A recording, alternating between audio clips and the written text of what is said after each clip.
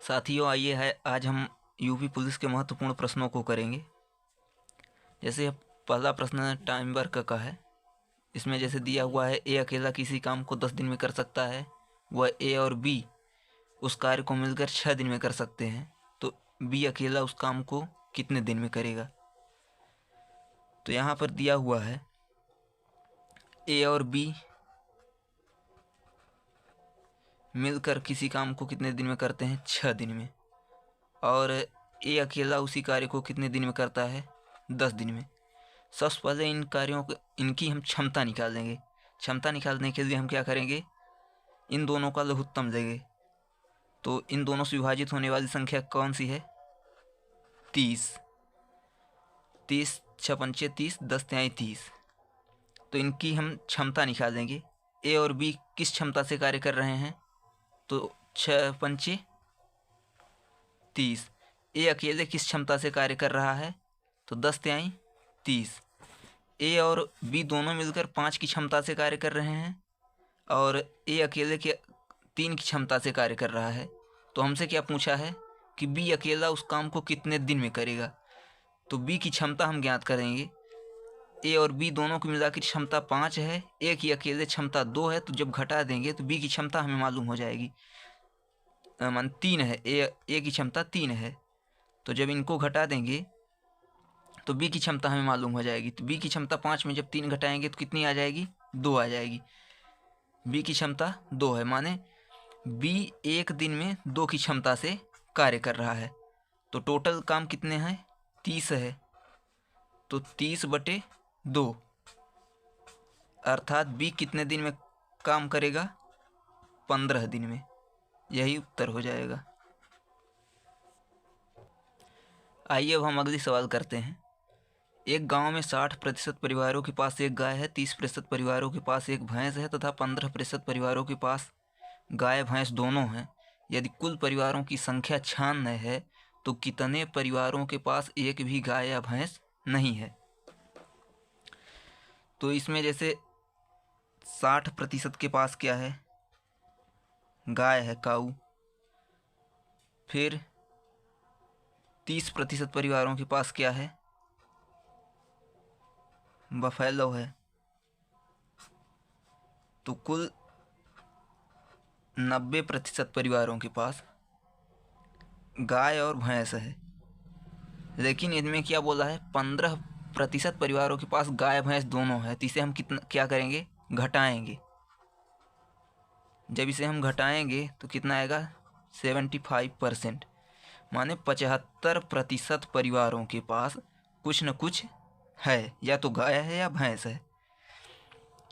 कुल कितने परिवार थे, 100%, जिनमें से 75% के पास कुछ न कुछ है, तो 25% के परिवारों के पास कुछ नहीं है, माने वो दूसरे पर आश्रित हैं। इसमें क्या बोला है, यदि कुल परिवारों की संख्या 96 है तो कितने परिवारों के पास एक भी गाय या भैंस नहीं है। तो 25% परिवारों के पास एक भी गाय या भैंस नहीं है। तो हम 96 का 25% निकालेंगे। 96 गुणते 25/100, 25 चौका 100, और 4 से 4 दूना 8, 4 चौक 16, यानी 24 परिवारों के पास एक भी गाय या भैंस नहीं है। यही उत्तर हो जाएगा। आइए अब हम अगले सवाल करेंगे। किसी वस्तु का क्रय मूल्य 12,000 रुपये है, इस पर 23.33% का लाभ लिया जाए तो विक्रय मूल्य क्या होगा। इसे हम किस प्रकार से कर सकते हैं, जैसे 23.33% का क्या लिया गया, लाभ लिया गया। 0.3 जैसे 3% को इसे हम क्या लिख सकते हैं, 1/3। 23 से ही 1/3% लिख सकते हैं। अब इसे 23 तिया 69, 1 70/3, और प्रतिशत का 2 जीरो, तो ये 0 से 0 कट गया। अब ये जो नीचे होता है इसमें, ये क्या होता है, क्रय मूल्य। और जो ऊपर होता है इसे हम कॉस्ट प्राइस सीपी भी बोलते हैं। और ये जो ऊपर होता है लाभ या हानि, प्रॉफिट या लॉस होता है। तो इसमें हम क्रय मूल्य और विक्रय मूल्य सीपी और SP, cost price selling price. तो क्रय मूल्य कितना है? 30 रुपये, और इस पर हम क्या लिए? 7 रुपये का लाभ लिए। तो 30 से 7 रुपये का लाभ लिए तो कितना हो गया? 37। अब सवाल में बोला है किसी वस्तु का विक्रय मूल्य 12,000 रुपये है। तो 12,000 रुपये क्या है? विक्रय माने क्रय मूल्य। तो क्रय मूल्य क्या भाग देंगे, हमें ज्ञात का क्या करना है? विक्रय मूल्य। तो विक्रय मूल्य क्या गुणा करेंगे? तो एक जीरो से एक जीरो कट गया, ये 3 चौके 12 और डबल जीरो, तो 400 गुणते 37 बराबर कितना आ जाएगा?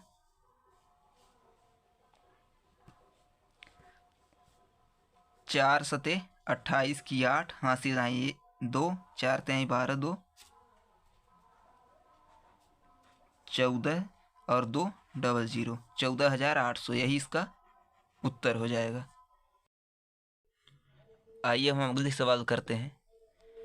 चौथी नंबर सवाल दिया हुआ है, दो संख्याओं का महत्तम समावर्तक तथा लघुत्तम समावर्तक क्रमशः 15 तथा 300 है। यदि एक संख्या 60 है तो दूसरी संख्या ज्ञात करें।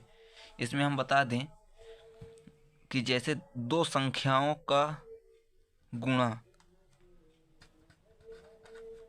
उनके लघुत्तम और महत्तम समावर्तक के गुणा के बराबर होता है।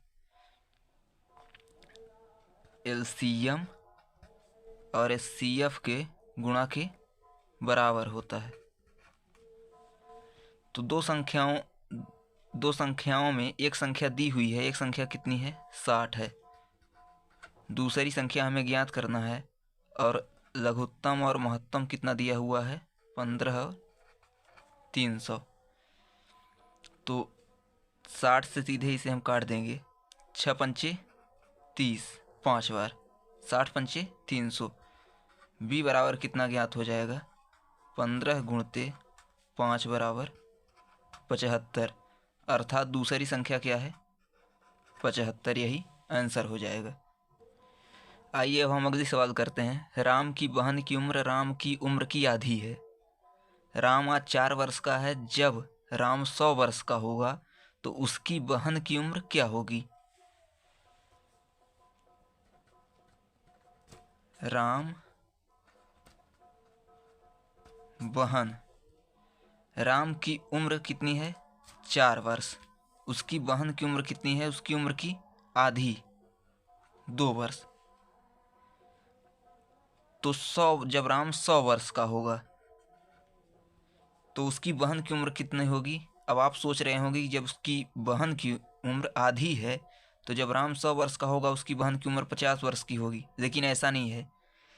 क्या है कि जब राम आज 4 वर्ष का है, उसकी बहन की उम्र, आज राम की बहन की उम्र कितनी है? आधी है, लेकिन जीवन भर थोड़ी आधी रहेगी। इसमें कितने वर्ष छोटी है? 2 वर्ष की। तो यह 100 साल बाद भी कितने वर्ष की छोटी रहेगी? 2 वर्ष की। तो अर्थात यदि आज राम 100 वर्ष का, आज 4 वर्ष का है, उसकी बहन 2 वर्ष की है, जब राम 100 वर्ष का होगा तो 100 से इससे 2 कम होगी। तो इससे 2 कम माने राम की बहन कितने वर्ष की होगी? 98 वर्ष की होगी। और यही हमारा उत्तर हो जाएगा। ये 8 चैप्टर का सवाल है। इसमें हमारा थोड़ा कॉमन सेंस लगाना बहुत ज़रूरी है। यह आइए अब हम अगली सवाल करते हैं।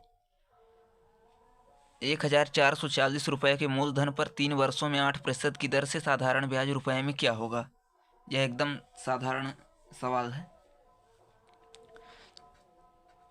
1,440 रुपये मूलधन है। इसमें कितने? 8% की दर से, प्रतिशत का बटे में 100, 3 वर्षों के लिए हमें क्या ज्ञात करना है? साधारण ब्याज ज्ञात करना है। तो ये एक जीरो से एक जीरो कैंसिल हो गया, 144 गुणते 8 त्रिक 24 बटे 10। अब ये कितना हो जाएगा, 144